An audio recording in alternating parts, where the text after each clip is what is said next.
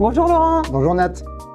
Aujourd'hui, au travers de cette micro-vidéo, nous allons aborder les discriminations. C'est un sujet important pour l'UNSA. Oui Nat, c'est un sujet du quotidien et pour cause. Parce que la lutte contre les discriminations est l'un des principes fondateurs du fonctionnement de notre organisation syndicale. C'est même le préambule de la charte de nos valeurs syndicales qui rappelle que l'UNSA refuse toute forme de discrimination, quelle qu'en soit la cause. Une charte qui rappelle par ailleurs que nul ne peut se prévaloir d'une appartenance à l'UNSA s'il ne partage pas ses principes librement consentis. Comment définir les discriminations ? La loi en a défini 27 et a aussi défini qu'il n'y avait aucune hiérarchie entre ces critères de discrimination.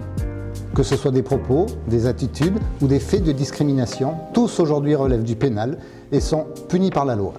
Laurent, peux-tu nous donner des exemples de discrimination ? Comme je viens de te le dire, Nat, il n'existe aucune hiérarchie entre les critères de discrimination qui peuvent aller de l'âge à l'apparence physique, à l'orientation sexuelle, au handicap, à la religion ou à une vulnérabilité issue par exemple d'une situation économique personnelle. L'identité de genre ou la situation familiale intègrent aussi ces critères de discrimination. Il faut également savoir que la discrimination liée à l'activité syndicale est également punie par la loi. Au ministère des Armées, il existe une charte relative à l'égalité entre femmes et hommes ? Oui Nat, une charte existe. Elle a fait l'objet d'un accord que l'UNSA a signé le 12 mars 2025 avec le directeur de la DRHMD. C'est l'accord exactement qui s'appelle « L'égalité entre les femmes et les hommes et contre les violences à caractère sexuel et sexiste au ministère des Armées ». Cette signature, Nat, tu le vois, n'est donc pas qu'un simple paraphe au bas d'un accord, mais bien un engagement au quotidien et une attention permanente pour l'UNSA. Cet accord que nous avons signé couvre la période s'étalant sur 3 ans, de 2025 à 2027, et fait l'objet d'un comité de suivi annuel auquel nous participons bien évidemment.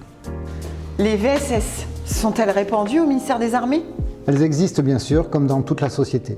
Mais c'est vrai qu'il est difficile de répondre précisément à cette question, tant le sujet reste tabou et beaucoup de victimes, à 98% des femmes bien sûr, ne témoignent pas de ces violences.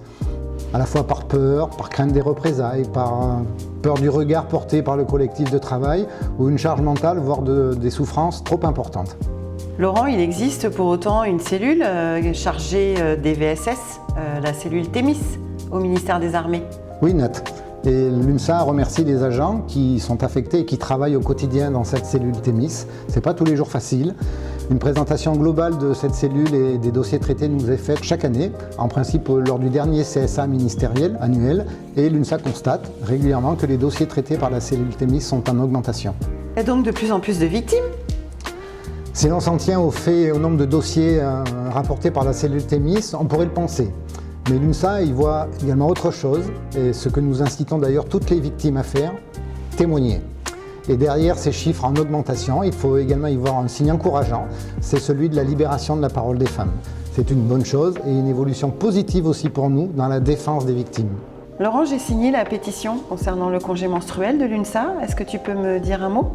Oui, avec plaisir. Tu as bien fait de signer cette pétition, moi aussi bien sûr je l'ai signée, parce que l'UNSA est porteuse, au-delà des revendications catégorielles ou salariales, de carrière ou de mobilité, d'évolution sociétale. Et pour l'UNSA, reconnaître ce droit à congé menstruel pour les filles ou pour les jeunes femmes constituerait sans aucun doute une réelle avancée sociétale. Un sujet qui reste hélas encore très tabou, et reconnaître cette souffrance physique n'est pas une vue de l'esprit, mais s'inscrit pour l'UNSA dans le respect du droit des femmes. Cette souffrance liée aux règles douloureuses pénalise évidemment les femmes qui sont victimes à la fois de la ponction du jour de carence et à la fois de la ponction des 10% de leur rémunération en cas d'arrêt maladie. Et il faudrait donc accepter que les femmes payent ce lourd tribut à la fois de la souffrance physique qu'elles subissent et à la fois d'être pénalisées financièrement au seul prétexte d'être nées filles. Eh bien pour l'UNSA, c'est non. Et vous n'avez pas peur des abus ? Tu sais Nat, chaque système a forcément ses partisans et ses détracteurs. Et l'UNSA, comme toujours, respecte tous les points de vue qui sont exprimés par chacune et par chacun. Mais la confiance est source de reconnaissance et la reconnaissance, une accession aussi vers l'égalité. Pourquoi une grippe ou une angine serait crédible et des règles douloureuses non ? Il en est de même pour les femmes qui souffrent aujourd'hui d'endométriose, par exemple, et l'UNSA porte aussi cette évolution des mentalités pour la société tout entière, pour passer de l'égalité théorique à l'égalité réelle. C'est ça aussi être UNSA en 2026. Laurent, il y a du nouveau aussi concernant le congé pathologique? Oui, Nat, il y a du nouveau. Et encore une fois, c'est un dossier sur lequel l'UNSA ne s'est pas contentée d'incantations, mais de concret, par des propositions réalistes et surtout réalisables. À compter du 1er mars 2026, les femmes enceintes et travaillant dans la fonction publique peuvent désormais bénéficier d'une semaine complémentaire de congé dit pathologique. En cas de difficultés liées à la grossesse, ce congé pathologique est donc passé de 14 à 21 jours. Merci Laurent pour ces éléments. On sent que tu es très attaché à toutes ces valeurs humaines et d'égalité. Beaucoup de femmes devraient se reconnaître dans ces mots justes et portés avec un engagement visible. Je suis vraiment fière d'être UNSA. Merci Nat, moi aussi je suis fier d'être à l'UNSA. Je suis fier que mon organisation syndicale porte des valeurs aussi fondamentales et solidaires dans une société de plus en plus fracturée. C'est vrai qu'il en reste des bastilles à tomber, mais notre engagement syndical à l'UNSA est un rempart contre l'individualisme. Merci Laurent. Merci à toi Nat.